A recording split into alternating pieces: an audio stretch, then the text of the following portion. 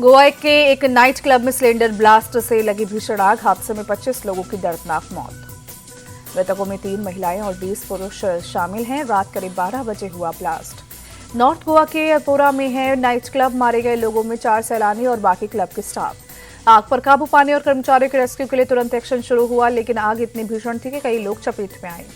गोवा के सीएम प्रमोद सावंत और विधायक माइकल लोबो घटनास्थल पर पहुंचे, हालात का जायजा लिया, घटना की जांच के आदेश दिए। सीएम प्रमोद सावंत ने कहा, 4 सैलानियों की जलकर हुई मौत, बाकी लोगों की दम घुटने से गई जान। गोवा आग हादसे पर पीएम मोदी ने दुख जताया। सीएम प्रमोद सावंत से फोन पर बात कर मौजूदा हालात की जानकारी ली, हर संभव मदद का आश्वासन दिया।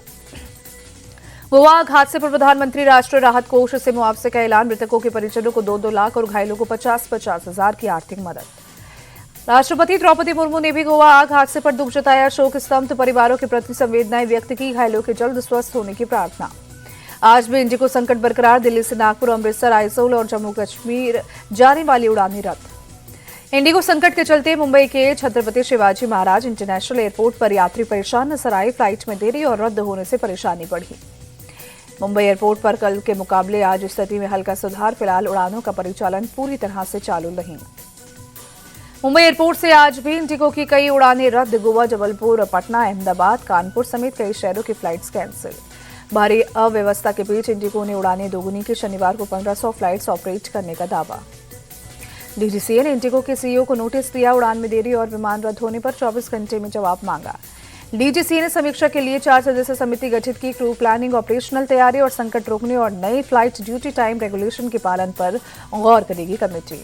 केंद्र की सख्ती के बाद हरकत में आया इंडिगो मैनेजमेंट। सीईओ ने सरकार से कुछ और दिनों की मोहलत मांगी। देश भर में इंडिगो के ऑपरेशनल संकट पर प्रधानमंत्री मोदी की सीधी निगरानी। एक अपडेट पर पीएम की नजर। एयरलाइंस की लूट के बीच सरकार का बड़ा एक्शन। निर्धारित किराए सीमा का कड़ाई से पालन करने का निर्देश। हालात पूरी तरह से स्थिर होने तक सीमाएं लागू रहेंगी। केंद्र सरकार के इंडिगो को बड़ी चेतावनी। आज रात 8 बजे तक यात्रियों को पूरा रिफंड देने का आदेश। केंद्र ने घरेलू उड़ानों के लिए किराया तय किया। 500 किलोमीटर तक की दूरी पर 7,500 रुपए और 1000 किलोमीटर की दूरी पर देने होंगे 12,000 रुपए। पश्चिम बंगाल के मुर्शिदाबाद में शनिवार को बाबरी मस्जिद की नींव रखी गई। तृणमूल से निलंबित विधायक हुमायूं कबीर ने बाबरी मस्जिद की नींव रखी।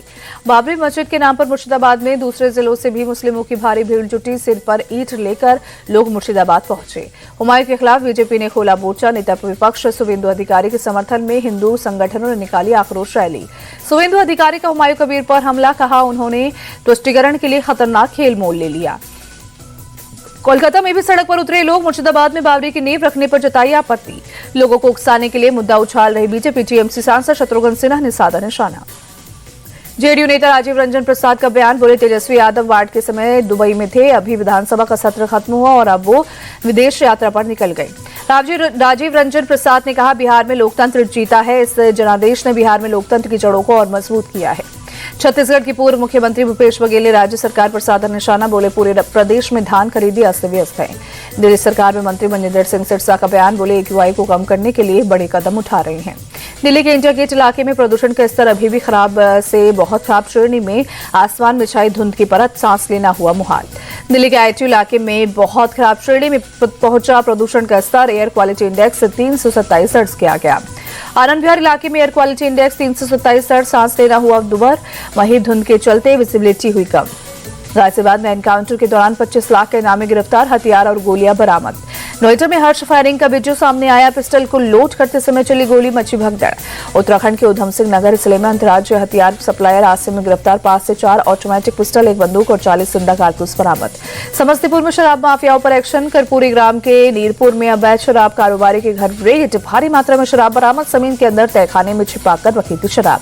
मध्य प्रदेश के जबलपुर में मदन महल स्टेशन पर रेलवे ट्रैक पार करते समय ट्रेन की चपेट में आने से एक महिला की मौत, 5 लोग गंभीर रूप से घायल।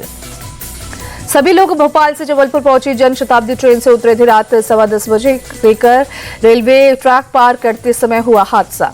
नैनीताल में जंगल में लगी भीषण आग, बड़ा इलाका चपेट में आया। बीती रात धू कर जलते नजर आए पेड़ पौधे। वन विभाग की टीम आग पर काबू पाने में जुटी। मुंबई के नागपाड़ा इलाके में गोदाम में लगी आग, 5 से 7 लाख रुपए के नुकसान का अनुमान। फायर ब्रिगेड की टीम ने बहुत तेजी से हालात पर काबू पाया। आग लगने की वजह की जानकारी नहीं। मध्य प्रदेश के रतलाम में एक फैक्ट्री में गैस लीकेज से अफरा तफरी। काम करने वाले मजदूर इधर उधर भागते नजर आए। फैक्ट्री में बनाई जाती है फेरिक सल्फेट। गैस के असर से कुछ कर्मचारियों को सांस लेने में तकलीफ हुई। कर्मचारियों को नर्सिंग होम और सिविल अस्पताल में भर्ती कराया गया। जयपुर में सीएम भजनलाल शर्मा ने जयपुर वेटरन्स ऑनर्स रन को हरी झंडी दिखाई। मैराथन में बड़ी संख्या में लोग शामिल हुए।